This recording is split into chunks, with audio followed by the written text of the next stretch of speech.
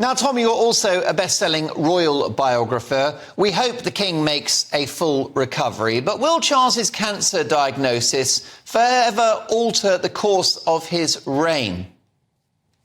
I fear it will. I fear that Charles, when he came to the throne, was already dubbed the caretaker king because he's 75 now, and obviously there's a limit on how long he could reign. And I fear that he is now somewhat wounded. I think the public wish him well. I think the public don't want him to feel in any way inhibited. But by nature, the point is that when you face such a challenge as cancer, your psychology changes.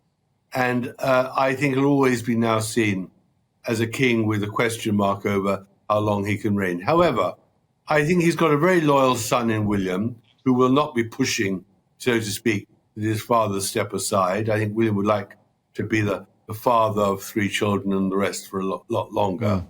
But, you know, King Charles hasn't even got his face on the stamps yet. King Charles doesn't even have his face on the coins that I've got in my pocket yet.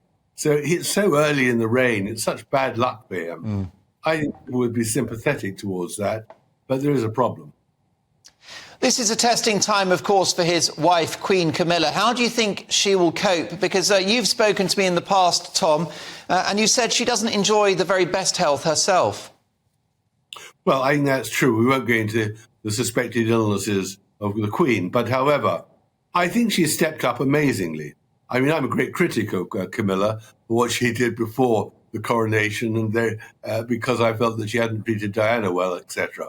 But there's no doubt that ever since she has become queen, and now in the last weeks knowing that King Charles wasn't well, she really has worked very hard.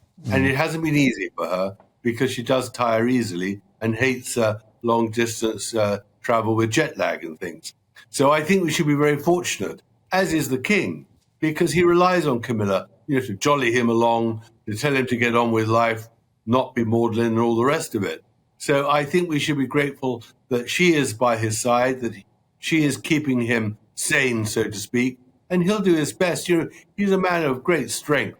He's spiritual. He has a lot of interests. I'm sure he's greatly determined to push ahead and put this behind him and prove that he can be a monarch who imposes his own philosophy on the history of Britain. Would King Charles ever consider relinquishing the throne, or do you think that he will go all the way like his mother? Oh, no, he won't abdicate, and it wouldn't be in the interest of the monarchy or of Britain for him to abdicate. And there's no reason for it, I mean, we've had the most amazing progress in cancer treatment now, and whatever the suspected cancer is, there's so many treatments available now, and apparently it's been caught early. So let's be optimistic and hope that by Christmas is all over, and he's, not by Christmas, I mean by the summer, that he and the Princess of Wales, Kate, are back working, serving the country, and putting the best foot forward for Britain. I think that's what we should all hope for. Last but not least, Tom, you've written a cracking autobiography, a biography of Meghan Markle.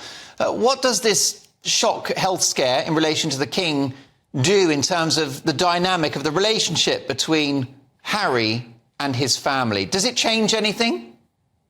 Well, I think it does. When Harry announced he was doing his dash across the Atlantic last Tuesday, I said many times how suspicious I was. I didn't believe he was coming really for his own father or in any way a charitable quest to be by his father's side. Now he's proved right. You can't trust the Sussexes. Everything is done in their interest, self-interest, and they have been absolutely poisonous in their treatment and their comments about Britain and the monarchy. Repeatedly, we've gone through it all so many times. It's dreadful.